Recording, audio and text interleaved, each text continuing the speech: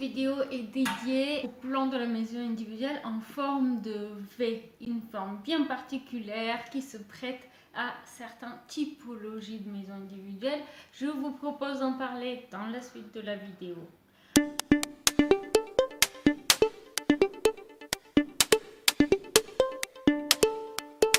Bonjour, comment allez-vous? Je suis très contente de vous retrouver dans cette nouvelle vidéo qui fait partie d'une nouvelle playlist dédiée aux différentes typologies de plans pour la maison individuelle.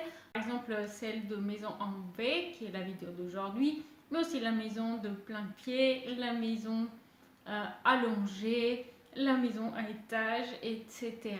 Donc aujourd'hui, je vous propose de parler des particularités de maison en V afin de pouvoir décider de manière informée si ce plan de maison est adapté pour vos besoins. Donc tout d'abord, le plan de maison en V est adapté pour un cahier de charge pour une surface supérieure généralement à 150 mètres carrés. La typologie de la maison est telle qu'elle s'adapte pour les grandes surfaces. De manière générale, on va avoir les pièces de vie regroupées au centre du V avec l'accès de la maison mais aussi l'escalier pour accéder à l'étage. Et d'un côté, on va avoir une suite parentale. De l'autre côté, la suite des amis. Donc généralement, une chambre d'amis avec une salle de bain séparée qui peut aussi dans certains cas être accompagnée par un bureau. Au creux du V, devant les pièces de vie, on va trouver une terrasse le plus souvent et à l'étage, ça sera le royaume des enfants avec 2, 3, voire 4 chambres d'enfants et une salle de bain familiale. Donc c'est l'organisation typique de la maison individuelle en forme de V, mais on peut bien sûr envisager de nombreuses variations en fonction de vos besoins en particulier.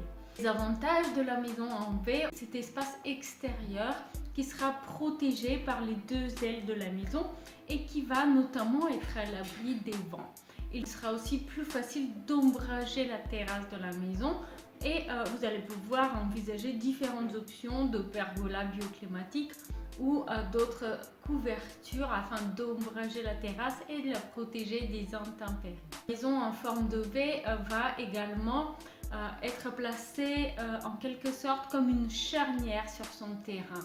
D'un côté, elle tourne le dos généralement quand on arrive à une façade qui est en quelque sorte comme un château fort relativement fermé avec peu d'ouvertures et qui nous tourne le dos.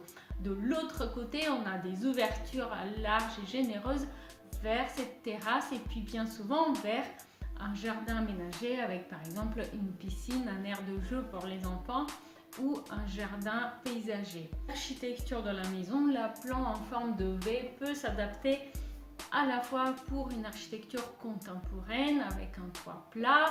Pourquoi pas, on peut envisager les parties basses de la maison qui sont sur un seul niveau avec une toiture plate végétalisée, ce qui va permettre de profiter depuis l'étage, de profiter d'un toit végétalisé qui est beaucoup plus agréable à voir. Mais on peut aussi très bien imaginer une maison avec un plan en V, avec une toiture beaucoup plus traditionnelle. Néanmoins, le plus souvent, on va ces maisons avec un plan en V dans les régions du sud de la France. Il s'agit en effet d'une maison qui est relativement étendue et dont la forme n'est pas très compacte. Point de vue bioclimatique, une surface d'échange avec l'extérieur relativement importante.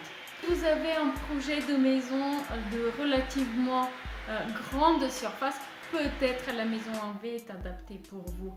Celle-ci sera aussi particulièrement adaptée pour vous si vous avez envie de créer un espace parental et un espace pour les enfants relativement indépendant et si vous avez envie d'ouvrir votre maison sur un extérieur qui est relativement protégé dans le creux de ces deux ailes.